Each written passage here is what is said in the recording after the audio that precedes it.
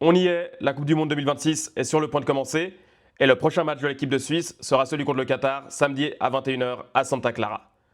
Durant toute la Coupe du Monde, on essaiera de revenir sur les rencontres de l'équipe de Suisse avec des analyses complètes sur ma chaîne. Et je vous propose donc qu'on commence avec les deux matchs de préparation, celui contre la Jordanie le 31 mai, gagné 4-1, et celui contre l'Australie samedi dernier avec ce match nul 1 partout. On va aborder trois thématiques aujourd'hui. D'abord, les deux systèmes utilisés par Murat Yakin et leur animation offensive. Ensuite, le cas de Yohan Manzambi. Et enfin, l'aspect défensif. C'est parti. Murat Yakin a donc utilisé deux systèmes dans cette phase de préparation, avec un 3-4-3 contre la Jordanie et un 4-3-3 contre l'Australie. L'idée, c'est de revenir un petit peu sur ce qui fait leur différence et aussi leur similarité. Alors, on va commencer par le 3-4-3 que Yakin a mis en place contre la Jordanie. C'est assez clair dès le départ. Donc, on a Akanji dans l'axe, Zakaria à droite, Elvedi à gauche de la défense, Ndeuil et Bicher sur les deux couloirs, Chaka Freuler à l'intérieur, et sur la ligne de 3 offensive, Vargas, Manzambi qui sont en soutien de Mbolo. Pas vraiment de surprise dans la manière dont ça se présente au départ, c'est assez clair, la structure est assez évidente. Par contre, moi ce qui m'intéresse dans ce 3-4-3, c'est que les deux côtés ont des aspects qui sont relativement différents dans leur animation. On va commencer côté gauche. Donc dans ce 3-4-3, on a Ebicher qui est censé être piston gauche et Vargas qui est censé être ailier gauche. En fait, ce qui est intéressant à gauche, c'est qu'on est dans une espèce de variable de permutation où Vargas aime régulièrement avoir la largeur alors que Ebicher peut s'adapter en venant à l'intérieur, sachant que c'est un milieu de formation, que c'est un joueur de ballon qui aime avoir le ballon dans les pieds. Et il va tout le temps y avoir des permutations de ce côté-là, on va tout le temps s'adapter. Alors là, on a une séquence qui est relativement basique, où c'est souvent Ebicher qui est côté gauche, mais on voit qu'il est tout le temps en train d'essayer de s'adapter. Et maintenant, on va passer au côté droit. Côté droit, c'est différent. Donc si tu as Zakaria et Ndeuil, on a une animation qui est un peu distincte. Déjà, on voit que là, on parle de Zakaria, on ne parle pas de Ndeuil et de Manzambi. On parle vraiment de Zakaria qui est central droit et Ndeuil qui est piston droit. Et là, l'animation, elle est différente parce que Zakaria est plutôt dans une optique de projection, alors que Ebicher était dans une optique de permutation, d'adaptation à son joueur. Et concrètement, ça donne des animations différentes où on va être dans la projection, dans la verticalité, avec Zakaria qui ne va pas hésiter à prendre ce couloir et Ndeuil qui ne va pas hésiter à lui laisser l'espace pour qu'il avance.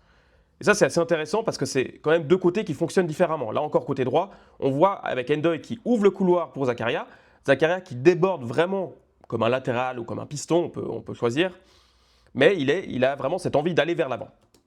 Alors on pourra toujours discuter sur la qualité de centre, qui est quand même pas idéale. Globalement, ce qui caractérise le 3-4-3 qu'a mis en place Yakin dans ce match-là, c'est l'idée de fluidité, de mobilité, avec une animation un petit peu asymétrique selon les côtés, des joueurs qui bougent beaucoup et donc qui s'adaptent les uns aux autres. Et là, peut-être le meilleur exemple, finalement l'exemple le plus clair, c'est celui sur le deuxième but où la Jordanie vient presser et Ebicher n'hésite pas à aller à l'intérieur, voyant l'espace énorme qui s'ouvre à lui. Et ça crée une passe parfaite de Mvogo sur laquelle Ebicher derrière va pouvoir accélérer et servir Ndeuil en profondeur pour aller marquer le 2-0. Alors, l'aspect défensif de la Jordanie n'est pas idéal là-dessus, mais ça dit quand même certaines idées où Ebicher est tout le temps dans l'adaptation. Ebicher est en train de chercher des espaces, en train de compenser les déplacements des autres, et ça on l'a vu aussi contre l'Australie, où là Ebicher part dans un rôle d'ailier droit au départ, mais ailier droit qui est tout le temps dans l'adaptation des déplacements des autres. Ebicher est un joueur finalement intelligent, qui joue avec son intelligence et qui joue en fonction des autres. Il n'a pas de qualité très forte, si ce n'est peut-être celle-là. Je propose qu'on passe au 4-3-3 qu'on a vu contre l'Australie. Alors là, par contre, là où on était dans un 3-4-3 fluide et mobile, le 4-3-3 de samedi est beaucoup plus rigide, ou en tout cas beaucoup plus classique dans son animation. On parle de 4-3-3, on pourrait parler aussi de 4-2-3-1, dans le sens où il y a cette ligne de 4 avec Widmer et Rodriguez sur les côtés, Akanji et Elvedi dans l'axe, Chaka et Freuler au milieu, et donc Ndeuil qui était ailier gauche, Amdouni qui était en pointe, et Ebicher à droite, et au milieu de tout ça, Manzambi qui a beaucoup de liberté. Et ça, on aura le temps d'y revenir tout à l'heure, mais disons que la seule fluidité qui est amenée dans ce système, dans cette animation, elle vient vraiment des déplacements de Manzambi qui est toujours très libre, très mobile pour aller là où il y a le ballon. Il suit beaucoup où il y a le ballon. Et là, on va le voir sur toute cette séquence. Je trouve qu'elle est assez intéressante parce qu'il est toujours connecté au ballon, Manzambi. Voilà, le jeu passe de droite à gauche et il est là, il est dans la zone, il vient demander le ballon. Quand le ballon bouge, Manzambi bouge. Pour le reste, on se rend compte que finalement c'est assez classique dans les animations, avec des latéraux qui prennent les couloirs. Donc là, on a par exemple Widmer à droite, il y a Ebicher qui a plongé avant au milieu. De l'autre côté, c'est une connexion entre Rodriguez et Ndoye aussi dans leur déplacement. Mais il n'y a pas vraiment de... On ne sort pas vraiment de son rôle. Et là, Manzambi est toujours en train d'être connecté. Vraiment, les seuls déplacements se font entre les deux sur les côtés, entre l'ailier et le latéral, ce qui n'a rien de très surprenant et de très hors des habitudes de ce qu'on peut, de ce qu'on peut voir. On va passer à la séquence suivante. Là, on voit aussi cette stabilité, finalement, cette rigidité dans ce 4-2-3-1, où finalement c'est assez clair, ce départ à 4 avec les deux centraux assez écartés, les deux latéraux très écartés. Et là, par exemple, on voit qu'il y a les deux ailiers, donc Ebicher d'un côté et Ndoye de l'autre, qui font des appels vers l'intérieur pour libérer les couloirs aux latéraux. Bref, rien de très surprenant. Manzambi va être touché à l'intérieur du jeu, il va pouvoir l'accélérer et trouver Rodriguez qui va centrer. Bref, on est dans une animation hyper classique finalement. Et c'est celle aussi qui a fait la force de l'équipe de Suisse durant la période de qualification. Maintenant, pour moi, il y a quand même des points communs entre ces deux animations, entre la Jordanie avec le 3-4-3 et entre l'Australie avec le 4-3-3. Le premier, c'est quand même qu'il y a quand même cette idée de combiner à 2 ou à 3 dans des zones peut-être plus précises dans le 4-3-3 que dans le 3-4-3. Là, par exemple, celle sur le côté où on voit Ebicher qui a occupé le poste de latéral. Il trouve Manzambi à l'intérieur, qui trouve Widmer qui était plus haut au départ, qui peut retrouver Ebicher. Ce triangle, là, il est assez intéressant et il va amener jusqu'à une situation pour Amdouni. Ça, je trouve que c'est quand même ce qui fait un petit peu la qualité de l'équipe de Suisse, dans le sens où on est dans la recherche de combinaison, la recherche de connexion entre les uns et les autres. Et peut-être que c'était encore moins marqué contre l'Australie que contre la Jordanie, parce qu'il manque Mbolo, qui est vraiment un joueur de connexion, un joueur sur lequel on peut s'appuyer, un joueur avec lequel on va pouvoir jouer dans des petits espaces, dans des espaces peut-être même plus grands, mais en tout cas, on va essayer de pouvoir jouer à plusieurs et se connecter. Et l'autre aspect que je trouve très intéressant des deux matchs, que je retrouve sur les deux matchs, c'est la volonté d'avoir une espèce de densité avec ballon. Beaucoup de joueurs autour du ballon, donc pour favoriser les combinaisons, pour favoriser les relations, et pour favoriser aussi la récupération, dans le sens où quand on est proche du ballon, eh ben, c'est peut-être plus facile de la récupérer quand on vient de la perdre. Et là, on a toute une séquence contre la Jordanie où on a beaucoup de joueurs dans la zone axiale. On a juste Vargas qui donne la largeur, qui est sur le côté. Mais à l'intérieur, on voit qu'on est très, très, très proches les uns des autres. Et ça permet de créer une situation qui n'est pas grand-chose sur celle-là. Autre exemple contre l'Australie, où là, par contre, je trouve que c'est assez évident. On a toute l'équipe de Suisse dans une moitié de terrain, que sur la partie gauche de l'équipe de Suisse.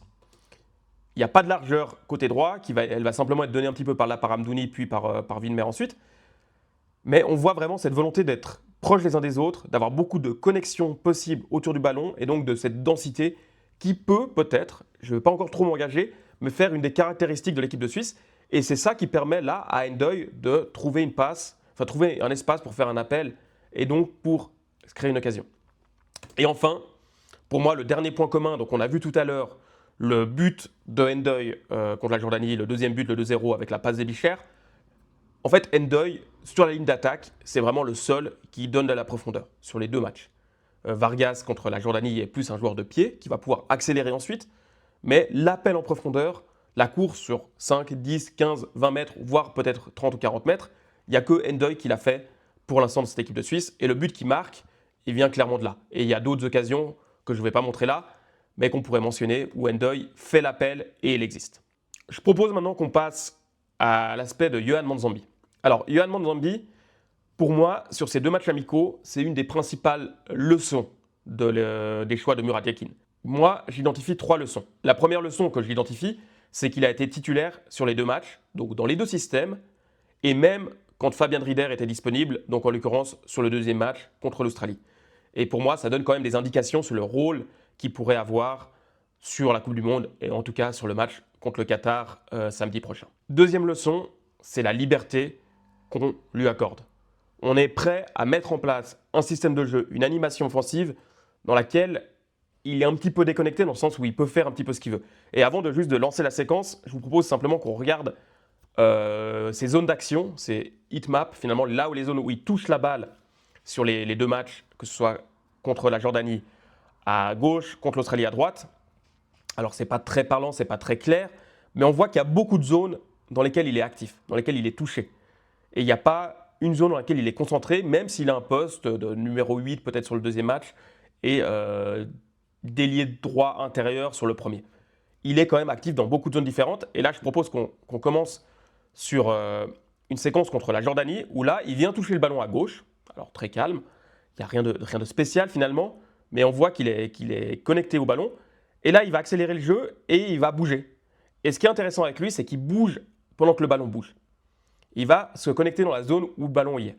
Il ne va pas demander n'importe où non plus le ballon. Il est plutôt du genre à aller demander quand c'est un des milieux ou des offensifs qui a la balle, où il se montre vraiment à ces moments-là.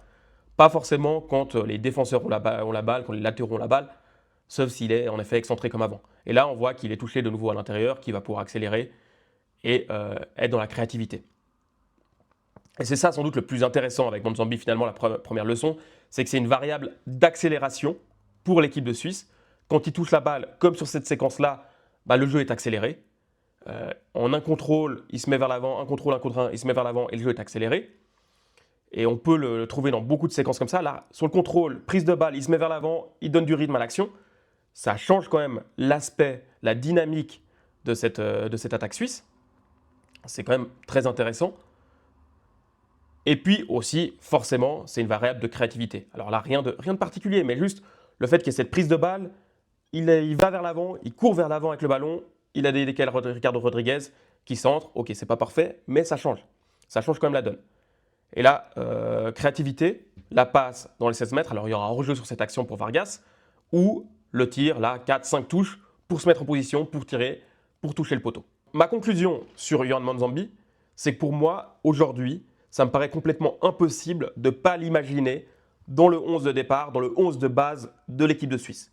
Sur les 3 matchs, peut-être pas, parce qu'il peut y avoir aussi de la gestion vis-à-vis de lui, ce sera sa première grande compétition, mais en tout cas, parce qu'il apporte, parce qu'il change par rapport au reste de l'équipe, je pense qu'on peut difficilement s'en passer. Que Murat Yakin peut difficilement se passer de ces qualités-là.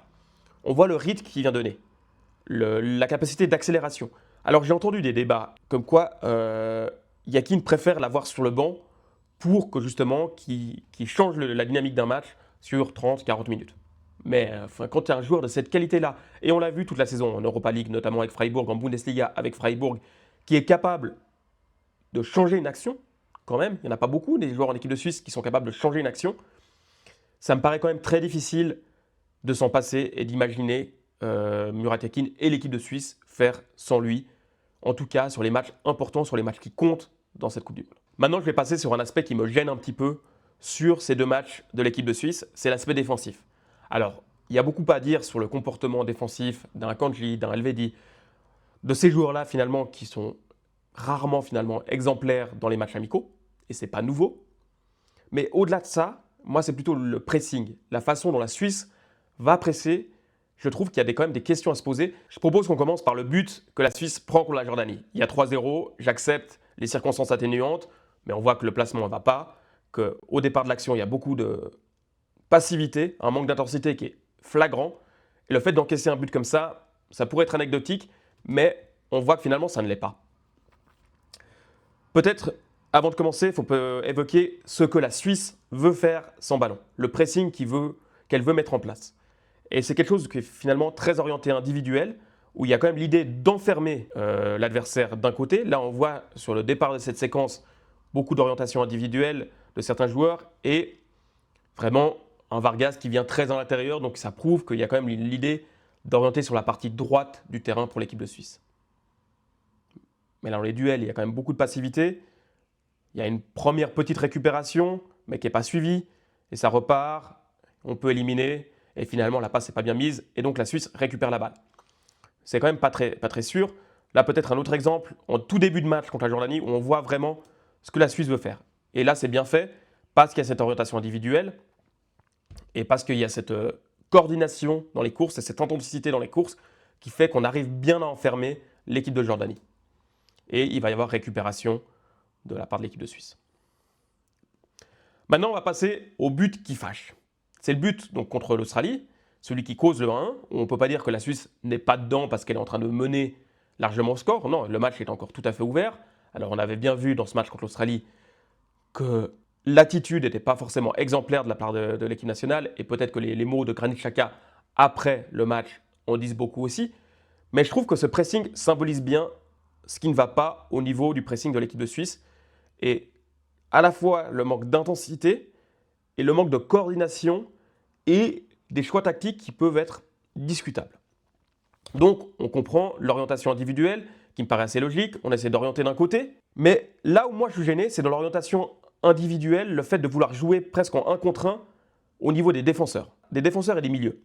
Parce que pour ça, il faut être hyper exigeant, hyper dur dans les duels, et là on voit au départ de l'action, alors on ne voit pas Akanji qui est aussi au marquage d'un joueur qui serait sur la droite de la fenêtre, mais là il y a Freuler donc, qui est plein axe, qui suit un joueur, Elvedi qui décroche sur Iran Kunda, et donc ça crée un espace dans le dos d'Elvedi. Et l'espace, il va être exploité par le joueur de l'Australie là, qui est suivi par Freuler. Et ce qui me gêne, c'est que Freuler ne le suit pas. Là, on arrête la séquence, Freuler ne le suit pas. C'est Elvedi qui doit réagir. Et on verra qu'à l'opposé, lui, par contre, Widmer est resté vraiment dans le 1 contre 1. Simplement, il se fait battre à la vitesse, battre à la course par un joueur qui a un temps d'avance. Et là, on voit qu'il n'y a personne qui revient et ça dit beaucoup de l'attitude défensive. Mais cette orientation individuelle, moi, elle me gêne beaucoup. Je propose qu'on regarde juste rapidement de nouveau l'action parce qu'elle est assez éloquente sur ce qui n'a pas été sur cette séquence. Voilà, alors l'action part du gardien. Il faut quand même dire que ce n'est pas une sortie de balle classique, c'est simplement une action défensive haute de l'équipe de Suisse. Donc ça demande une adaptation rapide. Et là, il y a déjà, dès le départ, il y a une forme de lenteur à les réactions. Le joueur, le porteur de balle n'est pas cadré dès le départ, il y a un temps de retard. Mais ça, c'est fait avec très peu d'intensité. Et là, le problème, c'est vraiment en haut, en fait. C'est l'orientation individuelle des milieux, donc de Freuler, et des défenseurs, donc Elvedi, Widmer. Il n'y a pas d'organisation en zone, c'est vraiment je suis mon joueur. Mais quand on ne le suit pas, quand les équipes adverses profitent de ça pour faire des appels complémentaires, donc un qui décroche, l'autre qui prend la profondeur, et là en l'occurrence il y en a 3 qui prennent la profondeur, eh ben ça devient vite compliqué et il faut être hyper exigeant à la course. Donc ma conclusion sur le pressing de l'équipe de Suisse durant ces 2 matchs de préparation, c'est que j'espère très sincèrement que c'est simplement que c'est la concentration qui fait défaut parce qu'on n'est pas encore dans une période de compétition intense où il faut être hyper impliqué, hyper soucieux de tout ce qui peut se passer sur un terrain, qu'il y a une forme de relâchement, on peut l'accepter, mais il va falloir quand même se poser la question de l'organisation du pressing. Je pense que c'est important que la Suisse presse, et ça me paraît légitime pour une équipe qui se veut ambitieuse, qui se veut dominante, mais est-ce que l'orientation individuelle des milieux et des défenseurs est forcément ce qu'il y a à faire? Ou en tout cas, est-ce qu'on ne pourrait pas trouver des ajustements? Si tu es capable peut-être de fermer d'un côté, d'enfermer ton adversaire d'un côté, peut-être que tu n'as pas besoin d'être orienté complètement homme si tu as suffisamment de densité autour du porteur. Donc voilà, c'est des questions que je pense que Murat Yakin et son staff doivent se poser.